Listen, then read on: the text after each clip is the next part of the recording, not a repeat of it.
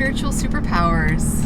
I'm Dawn, this is Caron, and today we are on our way to Island Lake to meet up with Marilyn Penny, who will be performing a soul alignment treatment on Caron. Now, you've already had some work with her through email, so why don't you tell everyone what you've done already? So I've already provided her with my name, when I was born, and my current name. And then obviously I had to give her my birth date.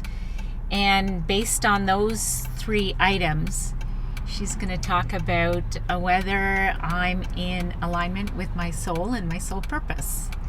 Very exciting. I can't wait to see what she has to Yeah, say. should be interesting. We are here today with Marilyn Penny.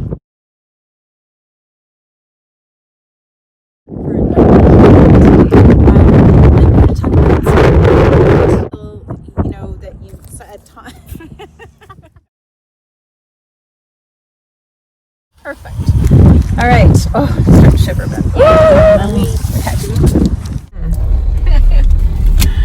So, we're in Canada on November 11th, and it's a little colder outside than what we expected. So we have decided to pack it up, and we're going to go to a coffee shop. So we've gone inside because it was a little cold outside. So we're continuing here at a coffee shop. Great. Excellent. So we're going to dive right into the blocks and restrictions that are coming up in your record. And because it's kind of boring to just list down a bunch of blocks, what we do is take the blocks, we put them into patterns, karmic patterns, and then I tell you a story. So I'll tell you a story that will either be from a past life or your present life at a certain age, and then we'll just talk through the blocks that come up. 2 lifetimes ago, you were incarnated as female. You were seeing a man you were very much in love, and you felt you were soulmates, even though the relationship was a challenge. And that's typical of soulmates. You're drawn, that you want to be together, but it's not always the best relationship. It's very up and down, very tumultuous. But you created such a strong bond. You created what we call a soulmate contract, and it's a mutual contract. So you both were in it together. But meanwhile, you had already been promised to someone else, to marry someone else. Wow. Through a family arrangement. So your parents, of course, they find out that you're playing around with someone else, and no, that's not good. So they placed a constraint on you of weakness, convincing you that you needed to marry this man you were promised to, because he was wealthy, he could make a life for you, and you needed to depend on this. So you broke up with the lover. It's mad because, and that's it's not about the details of the story so much, it's about the blocks that come up. So this created, for you, it created what we call as negative unjustified karma. So there was a perception of betrayal for this man. So you carried that with you. To this day, you still carry that. And it has an energy of humility. So you were humbled. You felt humbled by these 2 men that wanted to marry you. And so he was devastated because you knew about the arrangement. You just chose to not deal with it and go after this man. So he then placed a negative intention of confusion on you, causing you to feel confused about your relationships and about marriage and about everything, the decisions you were making. So you married the man you were supposed to marry, or agreed to marry, and you took a vow of obedience with this man. But you never stopped loving this man. And you actually took up with him throughout the marriage, which caused a lot of kerfuffle in both relationships. Wow. So as a result, his soul is attached to you, essentially. His essence has stayed attached to you from that lifetime and still showing up in your record that he's attached to you. Interesting. Oh, interesting. So what happens is the blocks that come up in the story, that the blocks that created that story, though the essence of those blocks are still showing up for you in your current life in some way. When the soul is attached to you, it's taking your energy, which isn't good.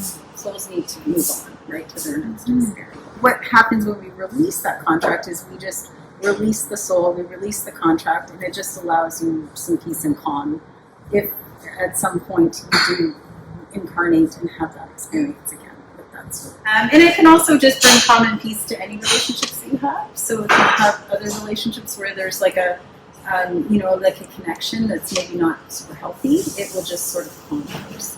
Okay. Now, a constraint of weakness. Have you felt you've ever given your power away to your parents? And you were saying, yeah.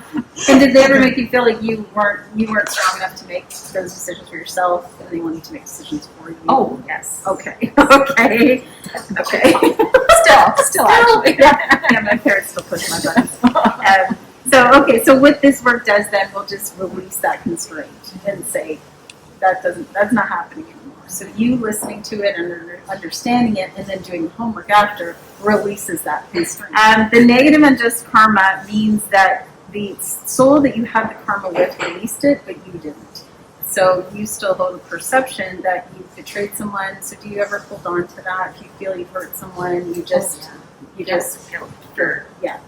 silliest little things, right? Good. So that's where that's from. It's from that story. So that's been with you all this time.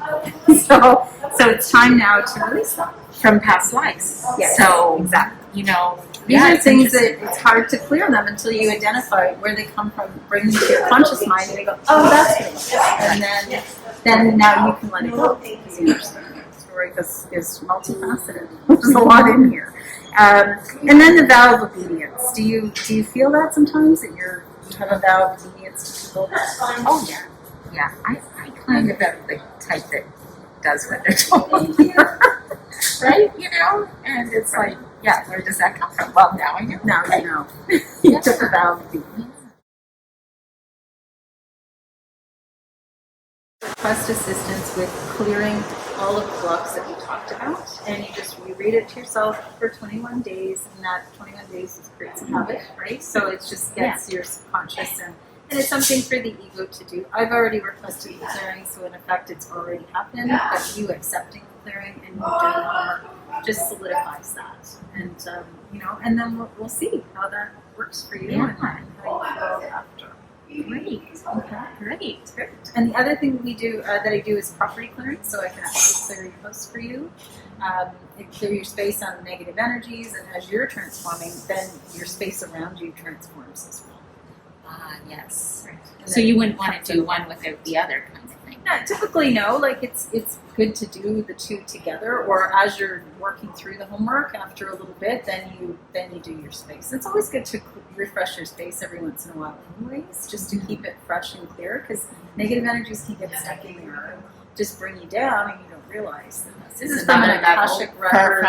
Yeah, you go right into Akashic records for properties. Yes, and they're neat because when you're attracted to a space because of the energies that are in that space, but as you transform and grow and expand, your space stays the same. So you might start to feel uncomfortable in your space, and it's like, oh, I don't know why I feel weird. I have a question about soul. Is her soul aligned, or is with the homework she will become more aligned? Is that what that is? Yeah, so we're trying to get her back to her divine soul blueprint. So, and of course, that there are many layers to that. So these are the blocks that have come up that her soul is allowing me to see, so that we can clear them together. And then there will be other things later down the road that would come up after these things are cleared. So, but you become more in alignment, and you know, because your feeling of abundance, your success, everything that happens in the physical world is going to indicate to you how aligned you are with your choices. So how can people contact you? Well, I have a Facebook page, Life Guide Coaching, and I'm on Instagram as well, Life Guide Coaching, and you can email me at mvplifeguide@gmail.com. And we'll put those links in the description box below. So thank you, Marilyn. That was wonderful. I look forward to doing my homework and following up with you sometime soon. Super. And thanks so much, Caron and Don. It's been a pleasure. Just finished up with Marilyn, and she gave quite a very detailed reading, her Akashic records and soul realigning, and she's given Caron 21 days of homework. And talked a lot of it seemed to come from past lives. Mm-hmm. Yeah, which is interesting. That you've carried it forward, and now you might know why. Right. And I think for our viewers, it's interesting because a lot of our issues can come from past lives. And, it's something we all need to think about or address if we want to optimize ourselves. And I'm interested just to hear how your homework goes, because you are to do your homework for 21 days and then reevaluate your intentions. Yes. And then if you want to, you can actually follow up with Marilyn for another reading. Right, So, because not everything will be revealed at once. That's right. So when you work on your homework, it will clear those things, and then there will probably be other then things. More will come to the surface. And reading some affirmations to kind of neutralize or transmute the blocks that I have. Mm-hmm. And, hopefully that'll trigger, some other behaviors that just happen organically. Yeah, like a domino effect. You clear these blockages and it will, allow the body to unwind further, or allow the soul to unwind. Crooked. So I have a question. We have to remember when you get yours done, Mm-hmm. a question that we should ask: is there anything that she can pick up in the Akashic records that talks about why we are doing this together? Yes, I will ask her that. That would be interesting. Yes, because we're having fun filming it, but we don't really know what's going to come of it. It's interesting if there's more to it, because what you tend to learn once you get more and more into, some of these philosophies, spiritual philosophies or modalities, is there's a lot less coincidence than you think. Mm-hmm. And a lot of things happen for a reason, and we just don't understand what they are. And it could be from past life things, as we learned a lot about today, right? And how much they affect your current life. The other question is, will a future life of mine be a lot easier because of the work that I've done in this life? Good question for both of us. It is, because I can't help but wonder, those who are maybe older souls or higher vibration, usually when we incarnate, we want a challenge, right? So a lot of times being challenged and experiencing life in new ways means maybe having larger challenges or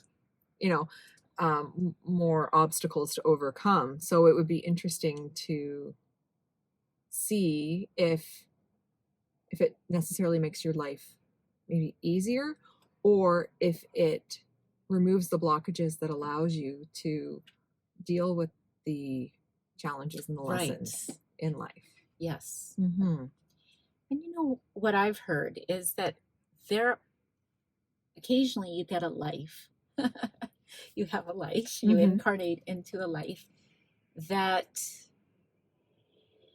you don't have a lot of challenges. You come to just enjoy. Yeah, it's a coffee break time. Yeah.